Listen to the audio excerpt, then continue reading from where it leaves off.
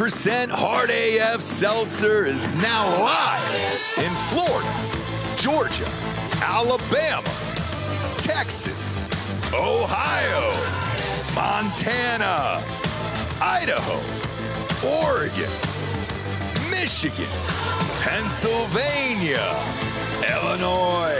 Go to hardafseltzer.com today, click on the store locator, and enter your city or zip to find the closest location nearest you.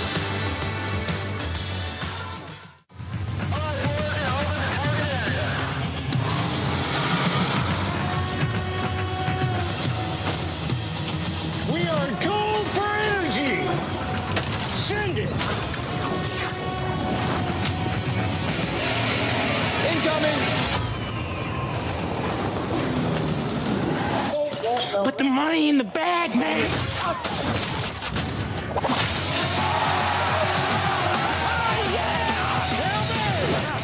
As I said, your paycheck is your thank you. What's going on back there? This is awesome!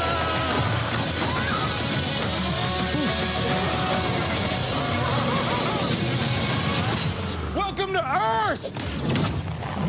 No. Who's flying the plane? Get cockpit. Go. God. Black Rifle Energy, dropping near you. Welcome to Drinkin, bro.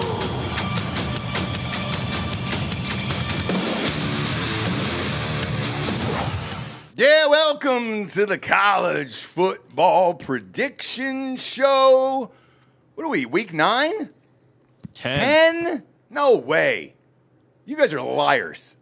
You guys are absolute liars. It's November, baby, or it will be by the time these games are played. I guess, but like I was looking at the schedule. I think Ohio State has 5 games left. That feels like a lot for week 10. So what is it? 15. Now the playoffs. Are we going to essentially a 22-week season then?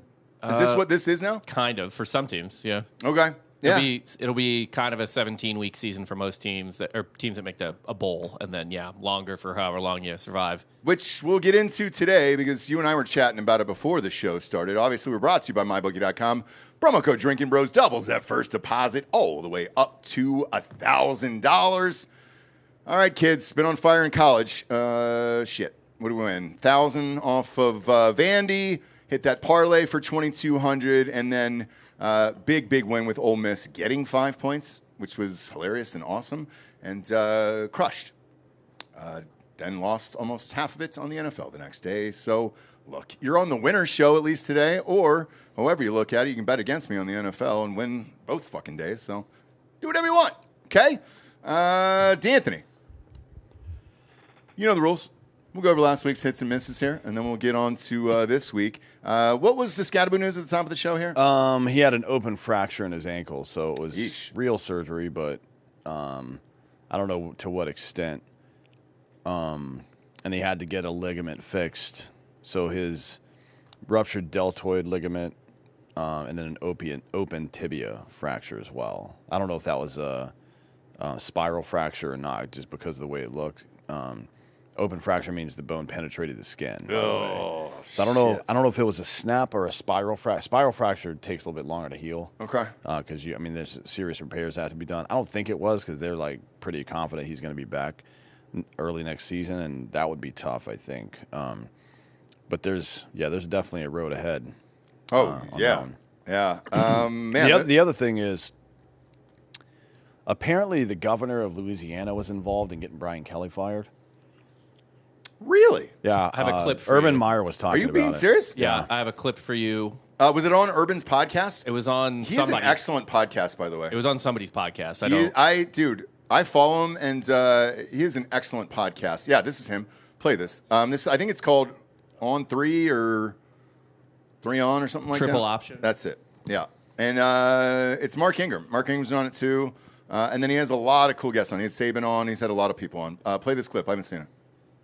Happened the way it went down, where the governor of the state of Louisiana was involved, and I don't know if you can credit the writer and all that later, Rob, but if this really took place in the governor's mansion, and if the governor and people, other non-football people, are making the decision, as a coach, that's an alarm. The alarm just went off, saying, "Wait a minute, really? Did that really happen?" First of all, because we don't know that until it comes out.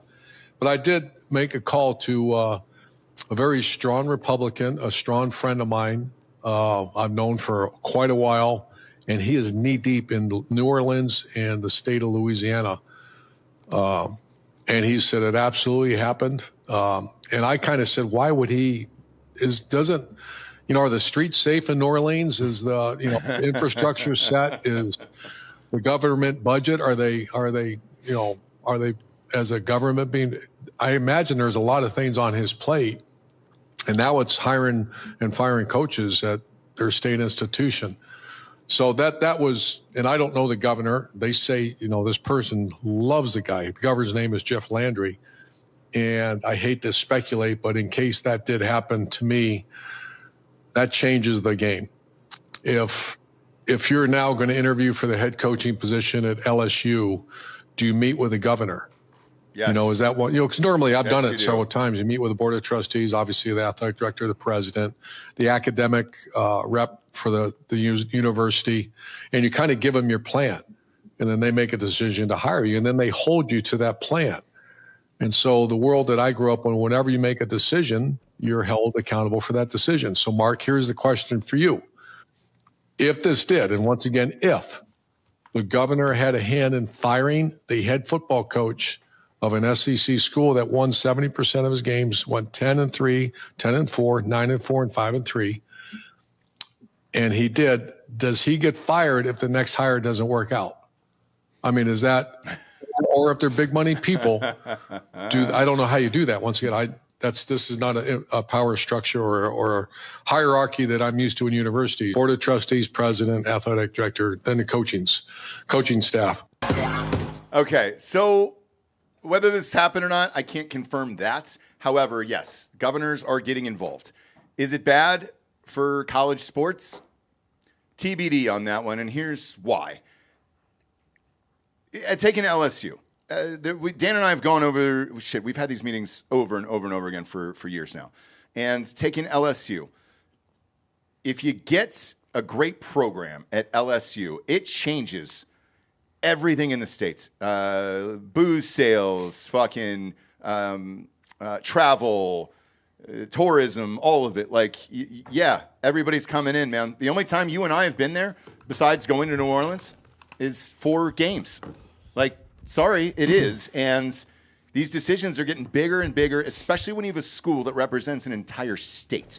And Penn State is another one of those where, they have a bad year. Our sales are down 30% on those Penn State cans once Franklin's gone, man, because they don't have a shot at the playoffs. I mean, look, 2 lanes there.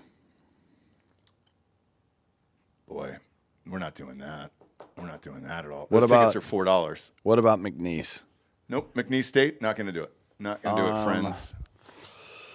So, yeah, look, and here's what I'll say, too, to Urban Meyer, and not that I wouldn't say this to his face as well, is I'm in some of these calls that I feel weird, if you feel like a fraud, that you're I should not be hearing what I'm hearing on these calls. However, we're donating money to their NIL, and we're buying athletes and all that other shit, so they're including everybody, car salesmen, governors, booze owners, all of it. I'm sorry, man, but yeah, this is $1 billion industry here, or potentially more, depending upon what state you're in. No, they're gonna make these decisions. They're gonna be in there. No, this is. I'm not saying it's right. This is who's the athletic director at LSU, because that person is a bitch. Don't know. I'll tell you right now, if I was in charge of this, Scott Woodward. Okay, Scott Woodward. Yeah. If I'm in charge of LSU athletics and somebody, if fucking the president of the United States calls me and says, hey, I think you need to fire your guy, and I actually wanted to keep him there, I would say, all right, who's this? Yep. The president of what? You're not the president of LSU, so why don't you shut the fuck up? Yep. I would too. And that's how he should have responded. And look, we don't know that this actually happened or not, by the way. No. But if Pure it did, speculation. If there was some pressure from the governor towards this athletic director that actually worked. That's bitch behavior. And I agree with Urban. I don't think any coach, I would never take that job under those circumstances. And I wouldn't take him. I mean, it's already looking pretty bad for LSU as it is with the way they handled Brian Kelly. Hey, you guys called this the other day, man. Like, what's the incentive for a coach to go there if they, especially with this Urban Meyer story, if it's true, and you're going to be out the door and it could be the governor? Lane Kiffin would be insane. He's 50 years old. He would be insane to take that job. And any other coach who's not Lane Kiffin has almost no leash. If that was Brian Kelly's leash, 10-4, 10-3. Who, by the way, was at Notre Dame for 11 years. Right. But let's say you don't get Lane Kiffin. What moves the fucking needle higher than Brian Kelly, who's out there? I cannot name one. They wouldn't have fired him unless they had their eye on somebody. I agree, but who is that? People don't break up with somebody before they got somebody else lined up. Not in the sports world. That's just not a thing. Does Orgeron satisfy the appetite for No, that's a riot. That's a riot. You sure? Yeah. He won a natty. He won a natty and then completely collapsed. Horrible hires, like horrible coordinator hires, because he lost both of his coordinators, obviously, because they both crushed that year. And it fell off a cliff. It was as bad as it could be, both personally and professionally, as soon as that national championship ended. Because with this Ryan Day thing that happened last year, I said this live on air. Great. If this doesn't end up in a national championship, call Urban tomorrow. And he's in, and that satisfies the appetite for all of us at Ohio State. At LSU, you're saying Orgeron doesn't do that for them? Urban Meyer has won 3 national championships at 2 different schools. And it would have been 4. Could have been 4 to 5. No, it would have been 4 at a minimum. Yeah. It definitely would have been 4 because an undefeated season. Unless the fucking wheels fall off this year, Ohio State's winning the Natty. Something bad's got to happen for them not to win. That's what it was like. What was it, 13? Yeah. 13. Yep. They would have won. They would have won in 14 again. Well, actually, the 14 was kind of weird. We lost both quarterbacks. Yeah, that's the strength. That's the one you shouldn't have won. Yeah, but like 13, and who knows what would happen in 14 had they had won in 13. But at 13, they would have won the Natty. I am convinced of that. So at least 4. Right? Yeah. And right now in college football, dudes that actually have jobs, there's 3 or 2 national title winners. Dabo and Kirby. Dabo, and Kirby, Ryan Day. And Ryan Day. And Ryan Day's not going anywhere. Like, that's... No. And Kirby's not going anywhere. No, if Lane Kiffin were to move, the smartest thing for him to do would be to go to fucking Penn State if he wanted to take it the next step up. But he doesn't want to leave the region, is what you guys are saying. Yes. I don't think he wants to leave the cold. I mean, I'm sorry, the weather. Yeah. He's an outdoor guy, always tan. If you follow him on social media, he's got family shirtless. down there too. Like his daughter goes to school. His kid's a quarterback at the high school. I don't think he wants to recruit because he'd still recruit the area. I don't think he wants to recruit as far away. I think he likes being in the region. Because once you you have know relationships with all the 100%, and you know those back roads to get to all these schools and everything else. Like it's the same with Texas. Like, I can give you every single detail about all the regions, what they do, what these kids have been doing since K through 12, and it makes it easier. I can tell you that. So I don't think he's leaving the South. I think he could go to Florida. I think Florida's still completely an option. I do too. But those are the 2 for me. He'll have a long leash in Florida. But you don't know ever where you stand at LSU. No. And if this is true, which Urban is that dude, I would lean to say that this is true. I really would. Man, that's a wild one for sure. But yeah, look, car dealers are on some of these calls that I'm on. Restaurant owners, bar owners, and then you're just like, what the fuck are we doing on this? Hearing this information, like thank you, but I shouldn't be involved in this. This is where you go from stakeholder, from shareholder to stakeholder, right? So we used to have, and this is Supreme Court law, by the way, but shareholder fiduciary responsibility is a real thing. Like you as a company are required to do what's in the best interest of your shareholders. And then postmodernism infected things, and now you are required to take stakeholders. Stakeholders is anybody that might benefit or suffer as a result of your actions. That could be anybody. Yeah. It could be the fucking squirrels outside. Yeah. You know what I mean? If I decide to close my doors now, I've shut out some of the stakeholders, even though they don't contribute anything. Not to say that these people funding NIL don't contribute something, but that doesn't give you, in Bain's words, because you fucking funded all this. You think that gives you power over me? Yeah. No, you need. So this is a new era.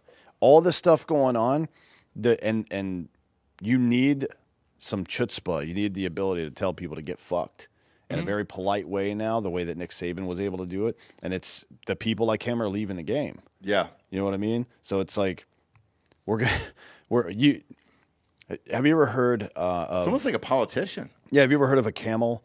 A camel is a horse designed by committee, right? It's no good. It's no good, man. There's a reason that ships have a captain, that countries have a president or prime minister or whatever, right? Because you need one person at the top making decisions that's not under the influence of everybody else. And right now, that is not true at LSU, it appears, because they fired Brian Kelly and they have apparently no plan. Because I don't. Maybe they do. Ed Orgeron is doing an interview right now, and here's what he said. And I'm going to try to do it my best, Ed Orgeron here. When asked if he would like his old job back, he says, "Oh, I'd love to. Oh, are you kidding me? Hey, I'm one phone call away. I just got to pack up my truck. I could be there today." That's his exact words. I could be there today. So, what's he packing in the truck? A fucking gator, dude, and then his 24-year-old girlfriend. That's it. Those two things. He's been wearing the same LSU shirt forever.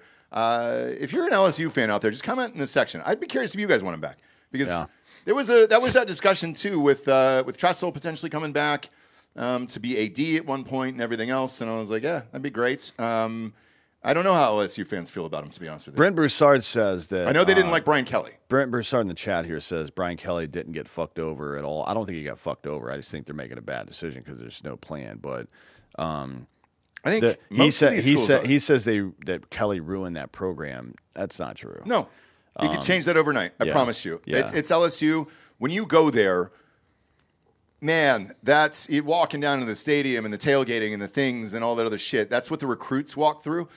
Just having gone through that process, man, it's a fucking awesome situation down there. It's an awesome stadium. It's an awesome fan base. The tailgating's great.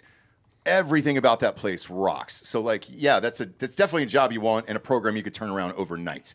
I actually think a Penn State is harder to turn around, only because most of the talent is in the Southeast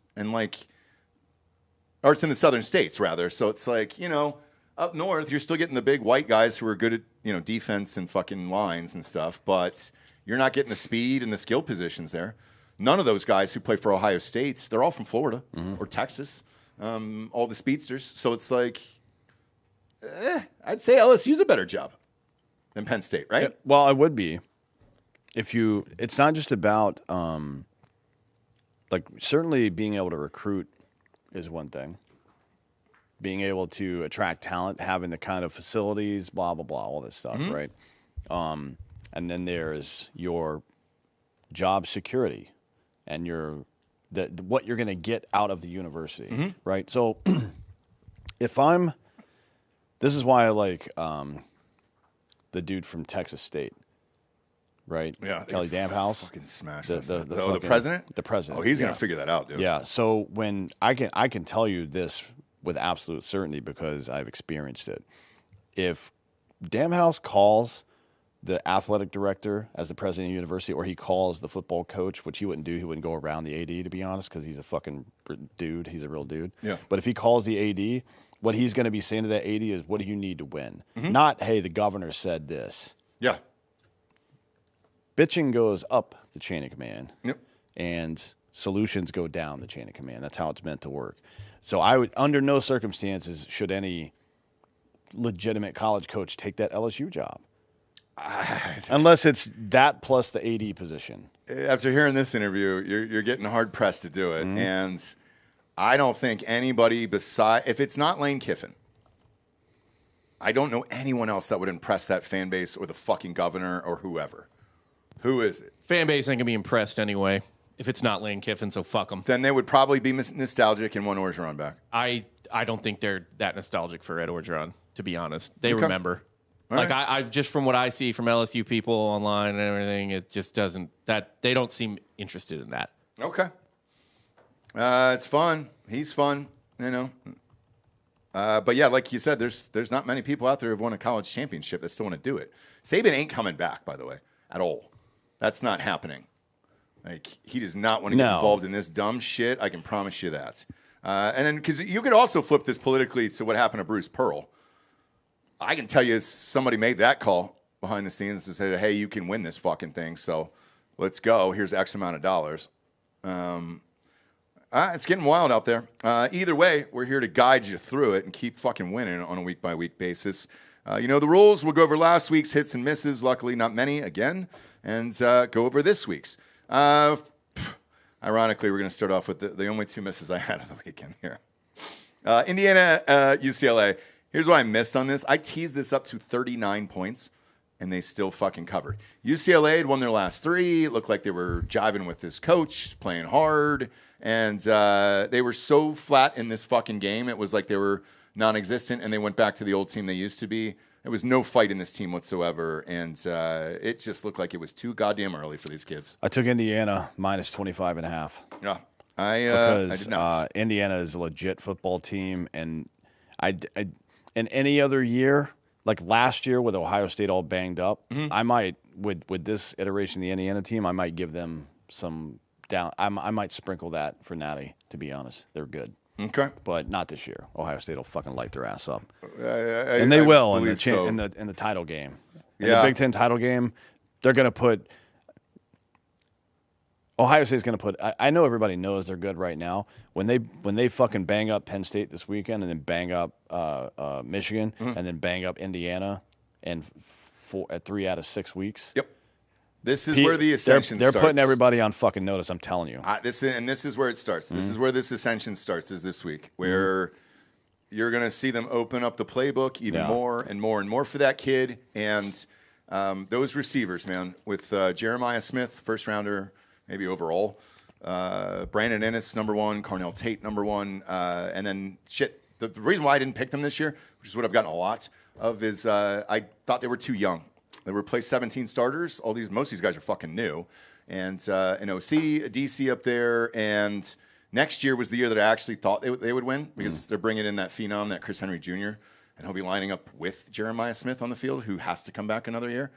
That's when I thought it was going to happen. But yeah, I agree with you. They're going to start slowly taking the training wheels off this kid and really lighting people up. Next up is Texas A&M. Been really fucking impressed by this team, man. I lost this game, teased up all the things, and this was the last game in a 6-game parlay that would have won $6,400 for us. And I just can't believe that Texas A&M is for real. I think that's been our biggest problem over the years, is they've had some hot starts in the past, and then they fucking blew it right around now. Well, now they're not doing that, and shit, now they're going even further. I mean, a 24-point win at LSU, shit that Bama used to do, not Texas A&M. I mean, I don't like that they gave up 18 first downs and 25 points to LSU, to be honest. But it was at LSU. It's the SEC. It's a tough road game. LSU, and they also turned the ball over twice, which is atypical for them this season. So they played sloppy and still won by 24 points. I'm fine with it. I don't like how many points they gave up, but they gave them 2 extra possessions, so it is what it is. Yeah. Next up, Alabama, South Carolina. Got this. This was a nice backdoor cover for me. Homeboy decided to score that touchdown with 20 seconds left instead of a field goal. Thank you very much. Bama continues to roll. I'm not really worried that this was a close game. South Carolina is hard to play at. They've been through this fucking gauntlets. They're kind of getting to the other side of it now. This was it's a just-win game for Bama, in my opinion. Like, they just played 4 ranked get out teams of in there. a row. Yeah. And then they play on the road at a tough SEC team. Yeah, so I'm not worried about Bama. Somebody asked me that. No, I'm not. It was a rough stretch for those guys. They beat Georgia, Vanderbilt, Missouri, and Tennessee in consecutive weeks. That's fucking gnarly. Two of them on the road. Georgia and Missouri at home, or on the road, rather.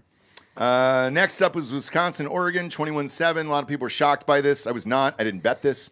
Dan and I told you, started the season, this Oregon team isn't that great. And you're starting to see it here. And, they'll probably make the playoffs, I would imagine, right? Because Bob and I were talking before the show. Here's the tricky part. Indiana's undefeated. To my knowledge, they don't play Michigan, correct? Nope. Ohio State still has to play Michigan, which, let's face it, that's their Super Bowl, and who fucking knows every year. And then Oregon's sitting there at 4-1. Iowa's still in there at 4-1. Like they have to go to Iowa this week or next week. I don't know what week. Oregon does. Yes. Oregon has. I think they have a bye this week. They play at Iowa next week. Yep. And then they close out like they play USC at home. I think they win that, but they have to go at Washington, and that's been tricky. But it's not going to be as tricky for them because it's right down the road. Mm-hmm. So I don't think they lose again this season. I think they're going to finish it out 11-1. I do too. I think at Iowa is rough, especially if that gets big noon kickoff. If it's an early game, that sucks. Yeah. So I think it's pretty likely they make the playoffs, but 3 losses is not out of the realm of possibility. I agree. And, like, the other part, too, is let's say they do get in the playoffs. I think Indiana would smoke them again. I really do. I just don't believe in this team after seeing them in person. No, Indiana's better, for sure. Yeah. Oregon's a good team. They belong in the playoff, but they're not as good as Ohio State. Obviously, they're not as good as Indiana. No. But, man, it could be real interesting in the Big Ten down the stretch there. Next up, Georgia Tech continues to roll. These guys are in, now a lot of people are talking about, can they upset Georgia? Maybe. That style of play is hard to go against with Haynes King and what he does out there. Like, when he decides to throw like he did in this game, he was 25 of 31, 300 yards and 3 touchdowns. Typically, he runs the ball, though, a lot. And, like, he doesn't throw for this kind of yardage. Well, that's the thing for Georgia Tech. They can come out and decide how they want to play it. Yeah. They can turn on a dime, too, because it's not really a style adjustment. It's just a play calling adjustment for the most part. That's it. Which they can immediately do. That's mid-quarter. You don't even have to go to the locker room for that shit. So. No. So it's an interesting team. And they're not going to lose to NC State, Boston College, or Pitt. So they're winning the next 3, and they're going to be 10-0 going, or 11-0 going into Georgia. And let's not forget, they took Georgia to what, quadruple overtime last year? Last year, yeah. So there's a shot here. Next up, Ole Miss. Obviously rolled here, or Lane Kiffin wouldn't be mentioned for every single job on the planet. Good time to be Lane Kiffin, I can tell you that. Jesus I Christ. can't believe that. This is Ole Miss plus 4.5. He's getting paid either way. 5. I got it. My bookie had it at 5. I took it early at 4.5. They were getting 5 fucking points in this game. Yep. We took the money line, we took the points, we took all the things and won all the money on this. It was great. Miami ended up beating Stanford. That's fine. I didn't touch it, so it really didn't matter anyways. Missouri Vandy, 2.5. Had a grand on Vandy. Great. They continue to win. This week's going to be tricky here. Is Arch Manning going to be out? Bob, will you look that up before we get there? He's in concussion protocol right now. BYU, look, this was a great win for them against Iowa State. I think Iowa State was favored in this fucking game. I don't bet on this shit because it's always weird down there, but they're quietly 8-0, and now they're in the top 10. So we'll see what happens when they play Texas Tech, who was the next game that just rolled 42-0. Hard AF is actually doing that game, and we're doing the alumni suites and all that other shit. Ryan Mills will be out there doing tailgates with all the boosters and all that fun stuff there. So if you're going to the Texas Tech game, look for him and look for Hard AF Seltzer everywhere. They continue to roll. Virginia barely got by North Carolina in overtime. I don't believe in Virginia. Congratulations, I guess. Yeah. But this is coming to an end soon. Yeah. I can't see them going to the finals. No. Tennessee did exactly what we said. They're going to blow out Kentucky after that tough loss. And, 56-34 there. Won that game. Lost the South Florida game, though. Yeah, that's a sad one. Close game on the road. I mean, South Florida is ranked where they belong. Yeah. Or were ranked where they belong. And you see this in the American Conference all the time. Teams that are in the top 20-ish get popped by teams that aren't ranked all the time. Yeah. Callan, help yourself to some booze, friends. You want a microphone real quick? Are you a college guy? You a college football guy? I'm not. Oh, you fucking lunatic, dude. In Texas, you're not a college football fan. Come on. Schaub's got kids, for Christ's sakes, dude. You got to pretend it, all right? Louisville rolled BC. They're still in the mix for the ACC. Cincinnati tore up Baylor. Good for them. Good for Derek Wolfe and those guys. Texas. Jesus Christ. How many lives does this fucking team have, dude? They were getting housed in this game.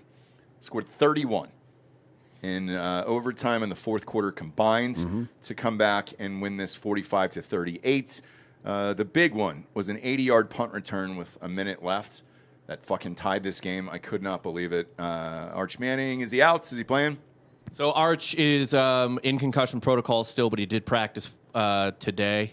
Okay. We shall see. He'll be listed probably as doubtful or questionable for Saturday. All right. Oof. doubtful or questionable for an 11 a.m. game? They don't know yet. All right. Next up, Illinois got beat by Washington. Washington's had a pretty good offense all year. They're at home. That is also not fun to play there, and Illinois got rocked. Sorry, boys. 5-3, you're out at this point. Houston beat Arizona State. No real shock there. I mean, these fringe teams on the outside of the top 25 are just going to keep flip-flopping spots. I feel like Arizona State will be in, outs the next week, and all that other shit. Yeah. And then Michigan ends up breezing through Michigan State. Congratulations, I guess. But the numbers are weird. Yeah, I agree. And that'll get us to our sponsors. We're brought to you by MyBookie.com. Promo code Drinkin Bros doubles that first deposit all the way up to $1,000. Get off the couch and get into the action today with MyBookie.com. Been betting the World Series. That's the blast. Who do you got tonight in that, Bob? Give me the Jays. Give me the Jays. Your hatred for the Dodgers. Who's pitching for the Dodgers tonight? Let's see who we got going. Is it Yamamoto? Tonight. I hope it's Kershaw, but it probably isn't. It's Snell again. Forget that, dude. Dodgers all day. Jays all day. They're going to fucking win this series, man. No. Didn't just brush off that 18-inning loss, a crushing loss. They didn't care. They came back. That, by the way, was impressive, man. I mean, you go up against Ohtani, and it's mentally, that could have shut a lot of teams down. They showed up and won. I think this goes 7. Yeah, yeah. I don't know who wins, but yeah. Does it count as 8? Yeah, exactly. Yeah, kind of. Should. Played a doubleheader. At this point, man. Fuck. Everybody was there, too. I keep seeing photos. Like, Glenn Powell was there. Everybody just went to the greatest game of all time, which is awesome.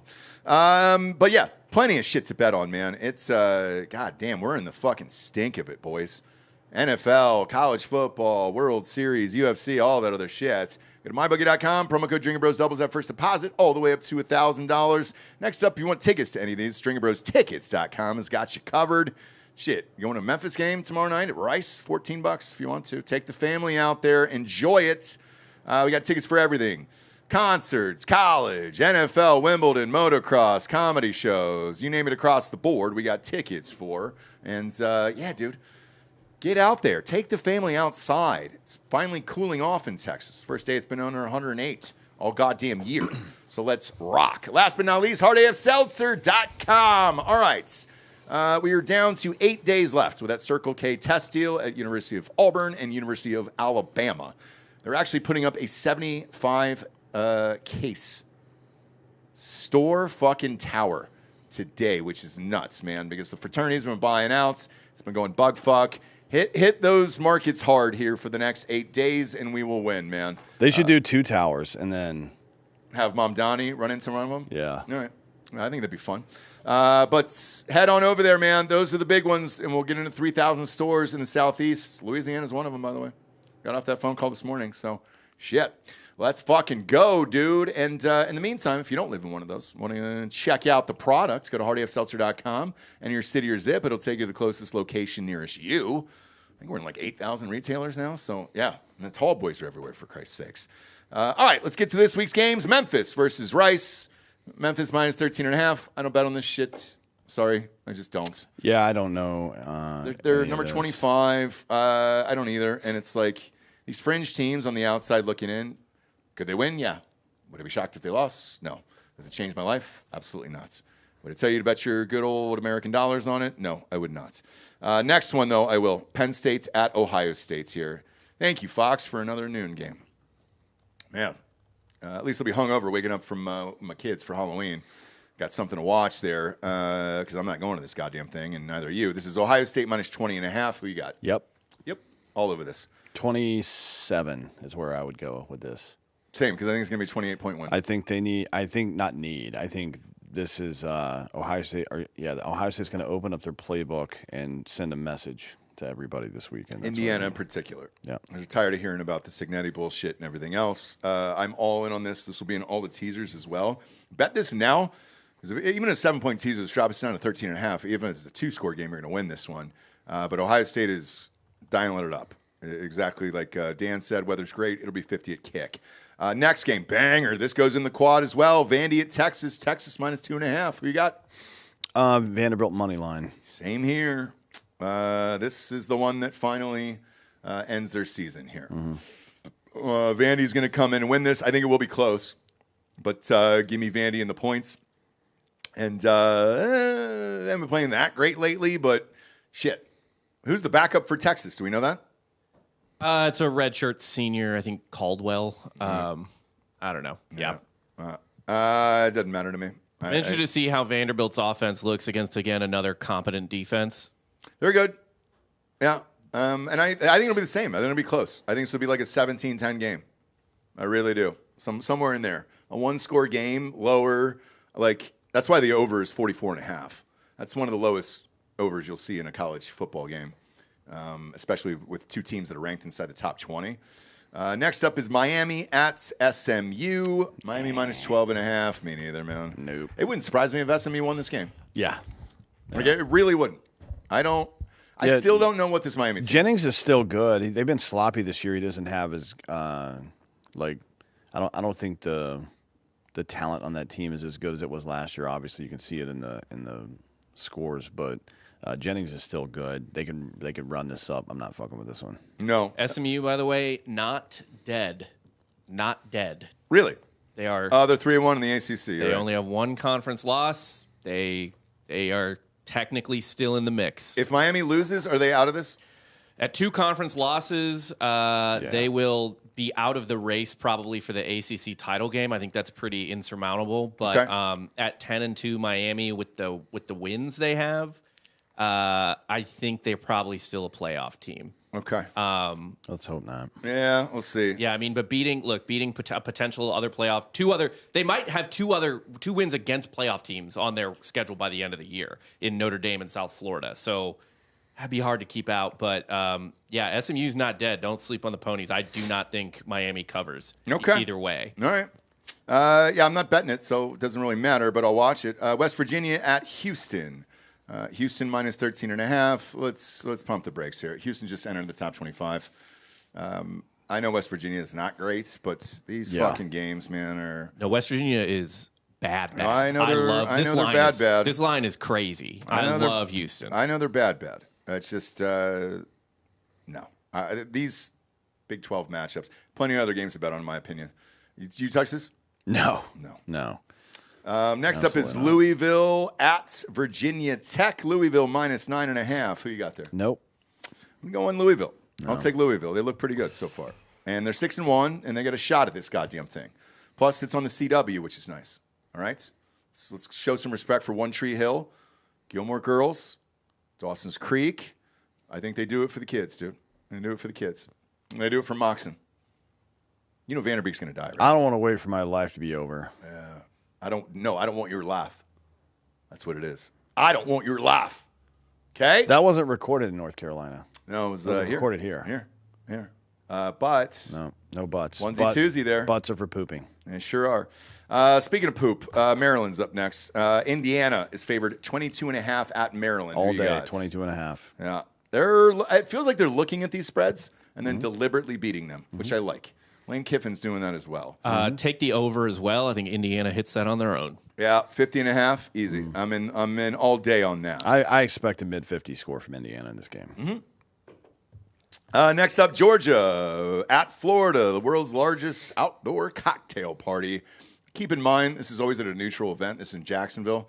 Where the Jaguars play, this is Georgia minus 7.5. Who you got? I'll take Florida plus 7.5. Yeah, that's the thing, man. So it's that half a point that's getting me. Yeah. I'm going to drop this down a half and take Georgia.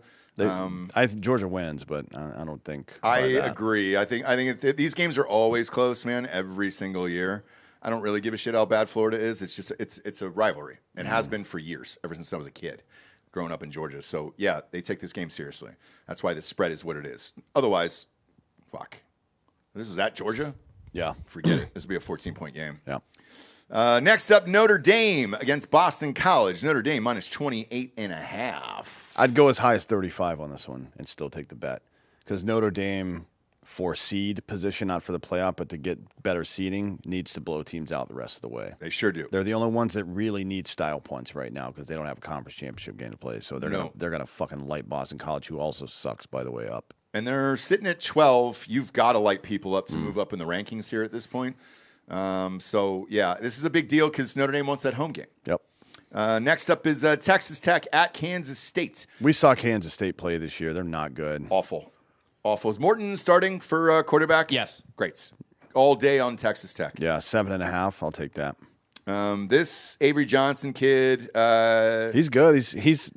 It's not his fault. He's fine. It's just they have no line there, and he's running for his life. So they're 4-4 for Christ's sakes. I thought they were going to win this division or this conference. Yeah. Next up, Virginia at California.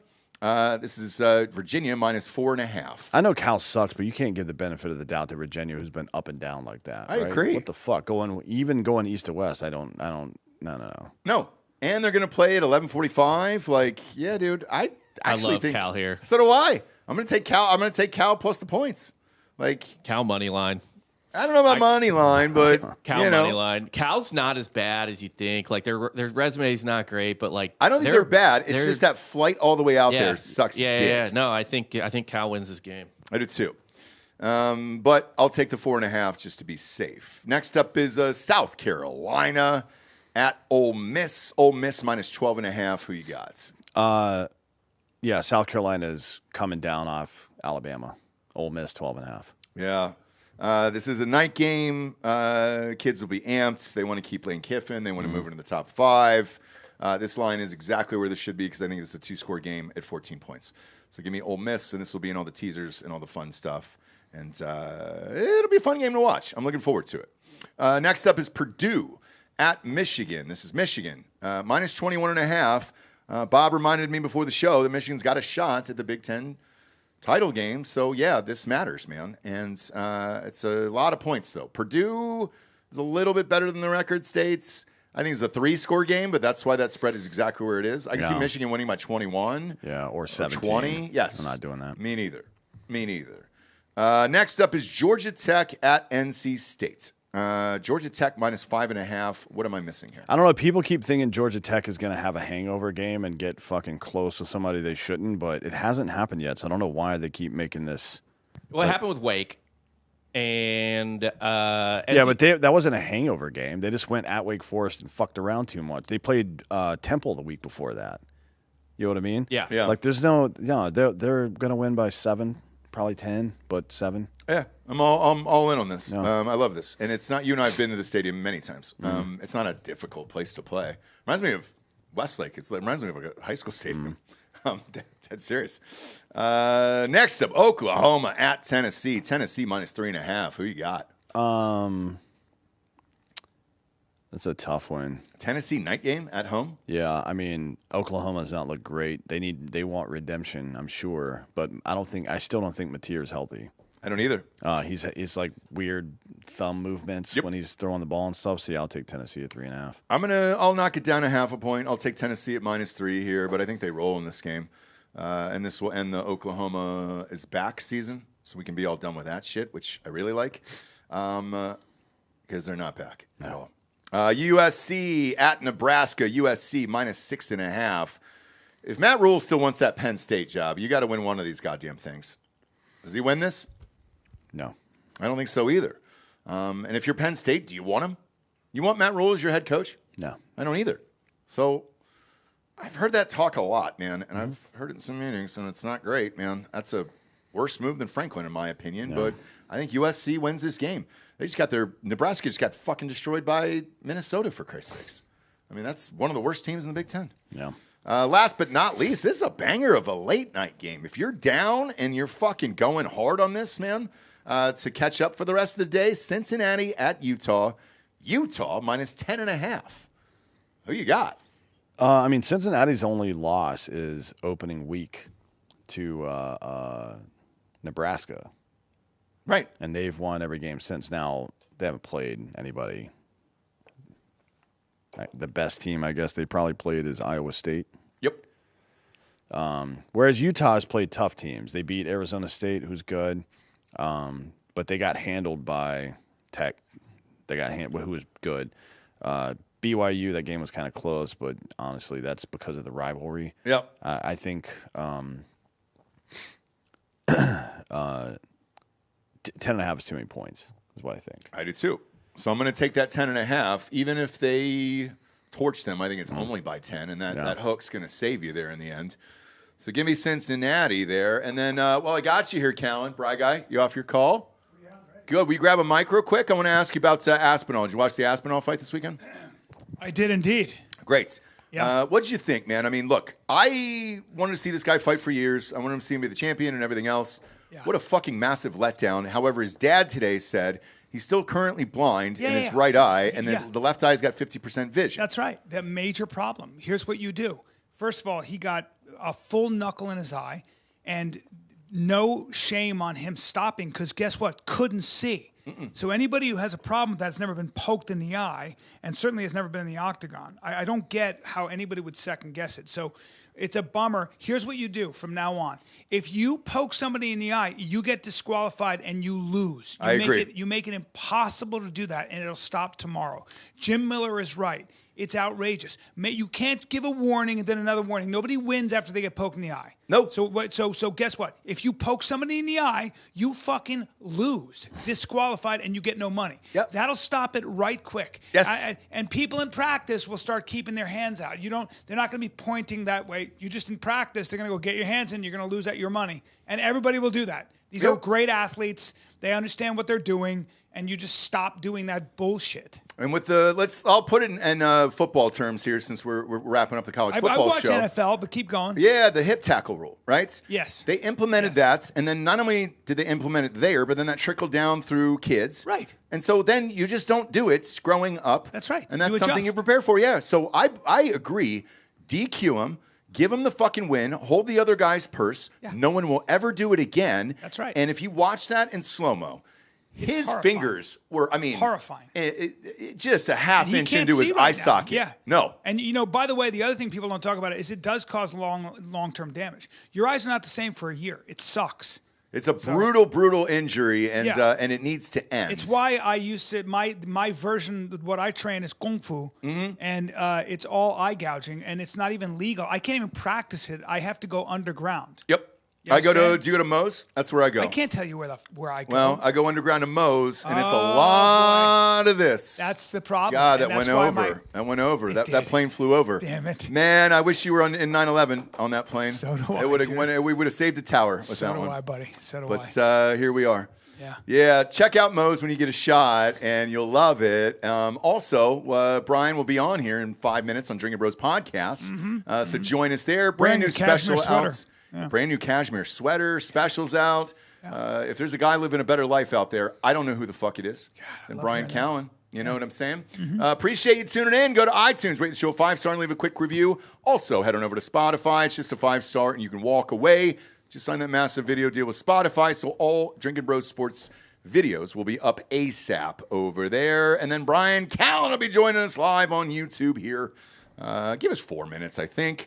Appreciate you tuning in, kids. For Anthony Hollaway, I'm Ross Patterson. This is the Week 10 College Football Prediction Show. Good night, everyone.